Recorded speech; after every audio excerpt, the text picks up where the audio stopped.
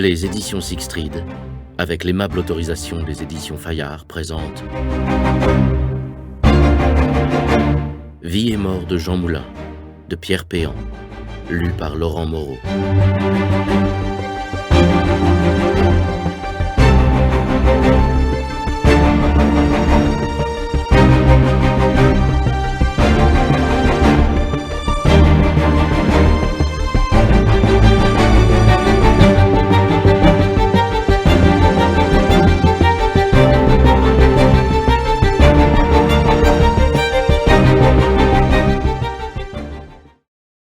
Chapitre 1. 6 février 1934. Ils ont failli abattre la Gueuse. Le matin encore, les dirigeants de l'Action française, Charles Maurras, Léon Daudet, Maurice Pugeot, ont appelé le peuple de France à mettre dehors les voleurs, à renverser un gouvernement qui lâche la bride à l'anarchie socialiste et permet aux escrocs francs-maçons de demeurer impunis. Depuis Noël 1933, leur journal ne cesse de dénoncer le scandale de la République, l'affaire Stavisky. Ils ont déjà eu la peau de 2 ministres, puis de l'ensemble du cabinet Chautemps. Le nouveau président du Conseil, le radical Édouard Daladier, n'a pas encore constitué son ministère qu'il est accusé de vouloir massacrer le peuple de Paris. La droite et l'extrême droite se livrent à une désinformation honteuse. Le gouvernement s'apprêterait, prétendent-elles, à tirer sur la foule avec des mitrailleuses servies par des goumiers. À 15 heures, dans un climat très tendu, Daladier tente de prononcer son discours d'investiture. Il provoque un grand chahut en réduisant le scandale à quelques défaillances individuelles.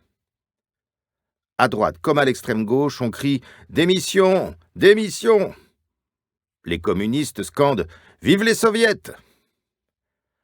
À l'intérieur du Palais Bourbon comme à l'extérieur, les extrémistes veulent manifestement renverser la République. Si l'Action française a appelé le peuple de Paris à affluer place de la Concorde, elle a convoqué les camelots du roi boulevard Saint-Germain, non loin de l'angle du boulevard Raspail. Les tacticiens royalistes ont imaginé que leurs troupes pourraient se diriger vers le ministère de la Guerre, et si tout allait bien, c'est-à-dire si les Croix-de-Feu, les jeunes patriotes et autres militants de Solidarité française décidaient d'aller jusqu'au bout, ils pourraient investir par derrière le Palais Bourbon.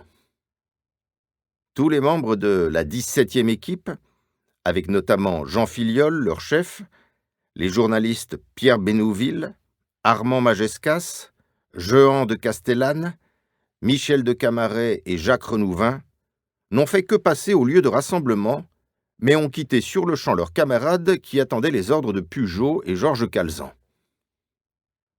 Ils ont senti que cette décision signifiait simplement que Charles Maurras, qui, pendant 50 ans de sa vie, avait périodiquement réuni autour de lui une bonne partie de la jeunesse française, inquiète devant son destin et à qui il enseignait la doctrine du coup de force, ne souhaitait pas au fond la révolution, qu'il ne feignait d'appeler de ses vœux que pour satisfaire à notre soif de changement, ainsi que l'a écrit plus tard Bénouville. Acheteur de papier chez Hachette, charentais d'origine, petit visage un peu sévère, toujours impeccablement mis, camelot modèle, Filiol ne manquait jamais sa vente du dimanche de l'Action française à Auteuil. Présent à toutes les convocations, en tête de toutes les bagarres, connu comme particulièrement redoutable dans les affrontements, du fait de son courage, de sa force et de sa souplesse, il aimait et savait discuter, et parvint dans son milieu professionnel chez Hachette à gagner de nombreux employés aux idées d'Action française.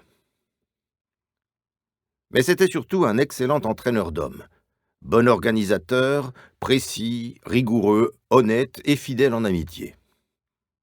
Avec cela sobre, travailleur, ne manquant pas de sens politique.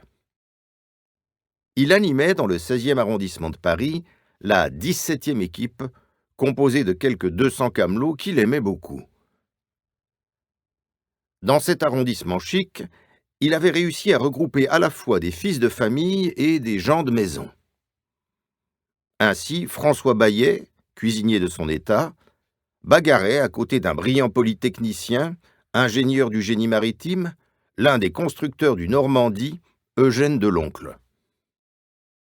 Parmi ces camelots admiratifs de Filiol et prêts à le suivre partout pour n'importe quelle action, il y avait donc aussi le jeune Pierre Bénouville, qui n'avait pas encore 20 ans, et ses amis Magescas, Castellane et Camaret, tous disciples de Maurice Barrès, prêts à tout pour imposer une certaine idée de la France. Celle d'une France éternelle qui, selon eux, avait été abîmée par les Lumières et la Révolution française.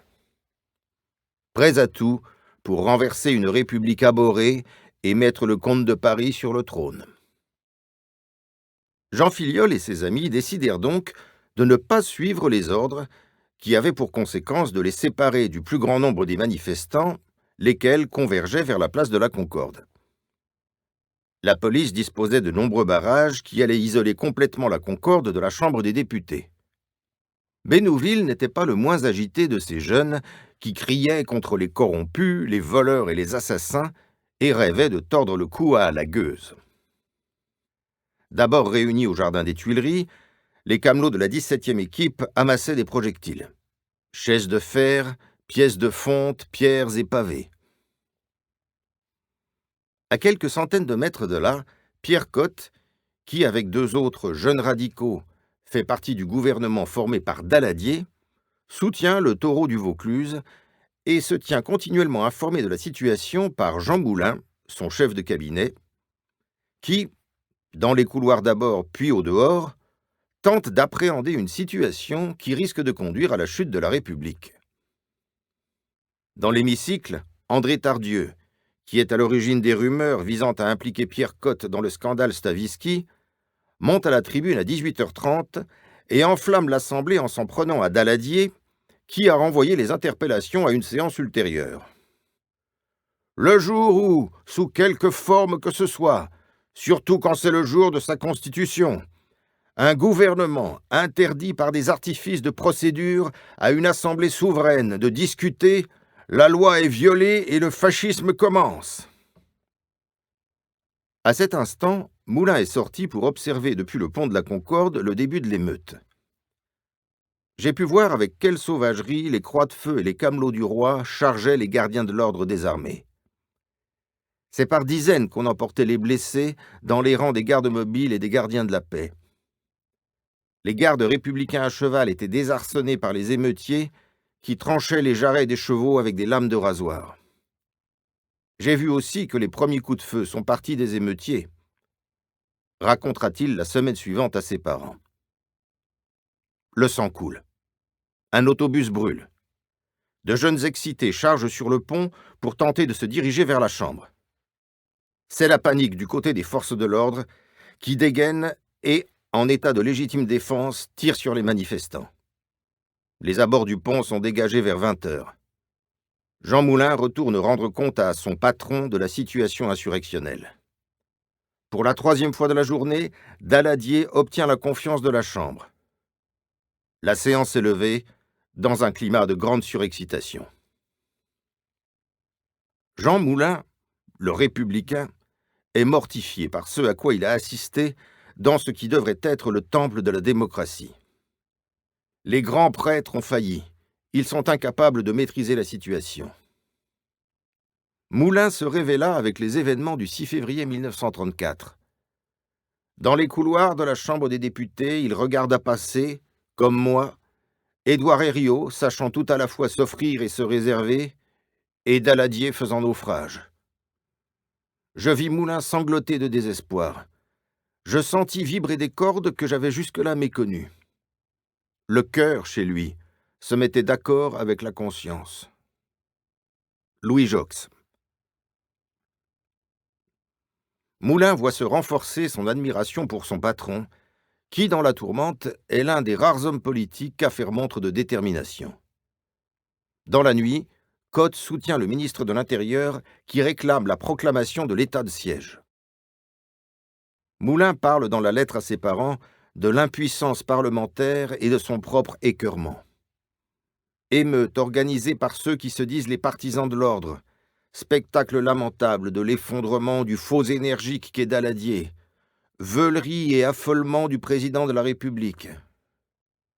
La seule chose regrettable dans tout cela est que le chef de gouvernement responsable n'ait pas rétabli l'ordre comme c'était son devoir. La fermeté de Cotte est connue de ses ennemis.